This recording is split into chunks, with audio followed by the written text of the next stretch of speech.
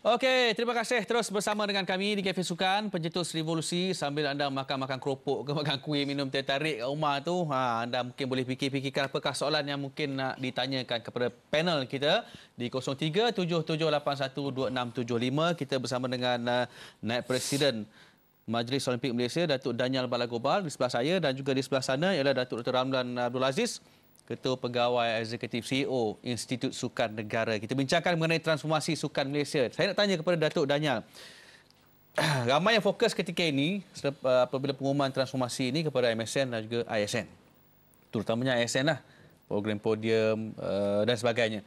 Apa kesan secara langsungnya kepada Majlis Olimpik Malaysia dengan transformasi yang mahu dilakukan ini? Seperti saya katakan, ini adalah satu program yang affects the whole country. So MOM is also part of it. We also quite happy to see the transformation.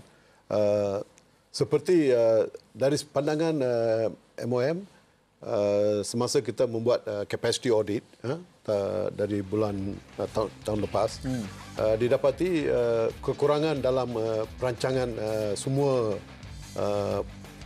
Persatuan Sukan Negara adalah kekurangan dari pahami strategic plan, plan strategic mereka. Dan satu-satu usul dalam perancangan inilah kekurangan, kelemahan pembangunan akar umbi. Ini telah dikenal pasti semasa audit ini. Jadi dari pandangan MOM, ini satu-satu kita berasa bangga. Saya telah menghadiri bengkel baru lepas 2 minggu ini, dianjurkan oleh MSN, di mana kita telah membuat satu pandangan di mana semua PSK, Persatuan Sukan Kebangsaan, mesti mewujudkan pembangunan akar umbi. Semua persatuan. Yalah, tanpa pembangunan akar umbi, ini tidak akan memberi kesan yang baik pada elit. Pada masa ini itulah telah terjadi. Itu macam itu memang sepatutnya sudah lama dalam perancangan kita. Dan sebenarnya kita nak melihat bahawa dalam pembentangan Menteri Belia dan Sukan ketika melancarkan model sukan baru ini, kelemahan yang menyeluruh iaitu tiada titik persamaan, tiada kebertanggungjawabaan, accountability, dan juga keengganan untuk berubah. Jadi ini membabitkan semua pihak, termasuk agensi kerajaan dan juga Persatuan Sukan Kebangsaan. Apakah model sukan baru ini dapat mengubah keadaan dan senario ini? Itu sebenarnya yang kita nak move forward. Saya setuju dari segi berkesanan cadangan ini, sebab ada juga there are grey areas. There are grey areas in the implementation of this program. I think the elite development adalah jelas. Pembangunan elit lebih kurang jelas. Di mana ISN akan memainkan peranan yang lebih bersama dengan MSN yang menjaga elite, senior athletes, atlet kebangsaan. Jadi itu, perancangan ini jelas sekarang. Tetapi pembangunan akar umbi, grassroots development, memang ada dia punya kekeliruan. Sebab I don't see any change in the structure of the grassroots development. Ini memang diberi balik pada Kementerian Pendidikan yang akan jadi process owner for the grassroots development 7 to 12 years old. 12 hingga ke 15 MSN. 15 hingga ke 17 masih di bawah tangan MSN. Ini adalah satu-satu struktur yang sedang masih wujud sekarang. It is there at the moment. That's a structure. Tapi apa yang dapat jadi lebih berkesan semasa bengkel ini adalah to synergize activity, synergize everyone's effort in a way that we will get a better result. Itulah kita kena tengok adakah untuk mewujudkan sinergi ini, Datuk. Dalam pembentangan ini juga Menteri Belia dan Sukan menyebut mengenai kelemahan dalam MSN dan juga ASN. MSN perancangan periodisasi tahunan, kemudian asrama makanan, kualiti kejuruteraan yang rendah, Manakala ASN, kekurangan pegawai pakar sains sukan, sistem perancangan pembangunan atlet yang tidak spesifik, dan juga urus takbir, klinikal dan kesihatan yang tidak mencukupi. Jadi apakah dalam diberi 3 bulan ya ASN dan juga MSN untuk merangka blueprint, apakah kelemahan-kelemahan ini akan dikenalpasti dan dapat diatasi dalam blueprint ini dan kemudian dapat dilaksanakan? Sebenarnya semua kelemahan yang telah disebutkan oleh Yang Berhormat Menteri adalah perkara-perkara yang memang kita sendiri sudah sedar dan kita telah mengalami sejak beberapa tahun yang dulu pun. Hanya sekarang ni kita ada suatu fokus dan suatu hala tuju di mana kita boleh menggembleng semua sumber manusia kita, sumber tenaga manusia dan juga kewangan untuk kita jadikan lebih efisien. Misalan, kalau kita kata kita terlalu ramai pegawai dari segi pentadbiran. Kita sendiri telah buat satu kajian pada tahun lepas di mana pegawai sains sukan kita mengikut dia punya objektif dan dia punya number of man hours, mereka telah menjalankan tugas 242% Lebih. intensity. 242%. Tinggi. Memang tinggi. Okey. Dan dari segi man hours sebab kita pantau. Jadi Ataupun kerana kurang kaki tangan pakar sains sukan yang menyebabkan mereka terpaksa bekerja dengan lebih? Bukan sahaja kurang, tetapi intensiti kerja tu terlalu tinggi. Okay. Sebab dia punya objektif adalah untuk memenuhi keperluan atlet. Jadi kalau ada demand apa-apa, dia tak boleh sia-siakan, dia tak boleh ignore. Dia kena address the requirements. Oleh itu, bila kita kaji ini, jadi tentu sekali kalau ada apa-apa kekosongan apabila pegawai pentadbiran meninggalkan perkhidmatan. Jadi kita mengambil keputusan, tahun lepas ada 6 yang meninggalkan perkhidmatan, okey, ataupun tidak disambung kontrak dan sebagainya. Kita bagi 6 jawatan ini kepada sains sukan.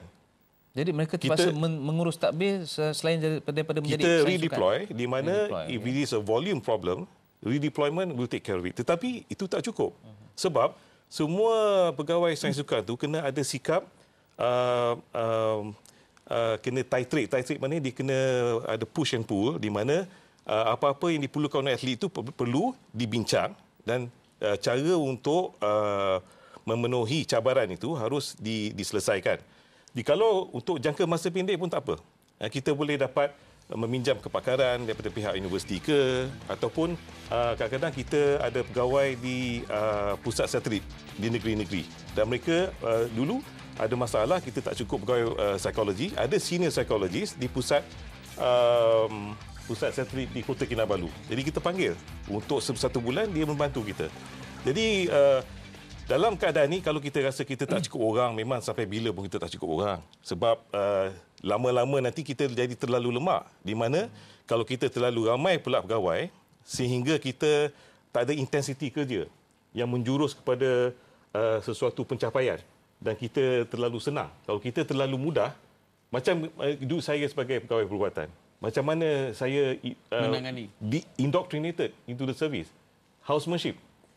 Jadi pegawai sains sukan ni pun harus mengalami sesuatu indoctrination yang bukan saja memberi dia pengalaman untuk memperkenalkan diri dia kepada dunia sains sukan, tetapi dia kena tahu apakah intensiti kerja yang dia harus kerja.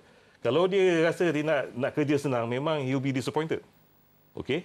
Sebab kerja ni is complex. Dia memerlukan bukan saja kepakaran dalam bidang-bidang seperti biomechanics, fisiologi, pemakanan, tetapi gabungan elemen semua. Kemudian untuk setiap sukan tu ada dia punya adunan ni lain pula. Dia punya balance tu lain. Okey, doktor, saya nak tanya.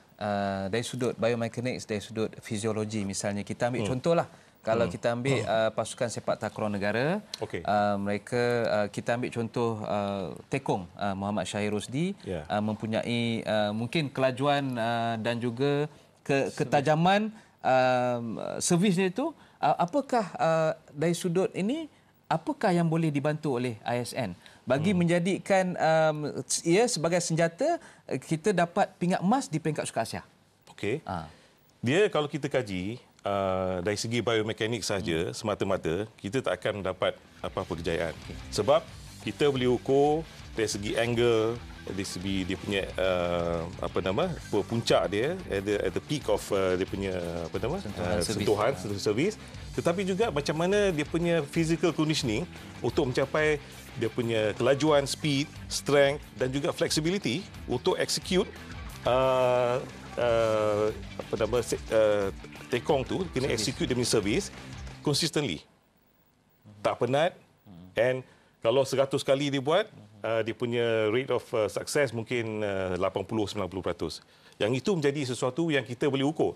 Dan dalam hal ini, the recent success with the sepak takraw team is simply because conditioning dia dah improve.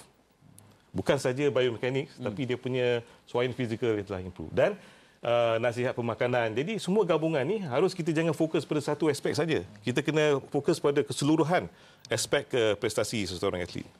Oh, menarik ya. Penerangan mengenai. Tapi sebenarnya tadi saya nak tanya dulu mengenai program podium ni, tapi tak apalah.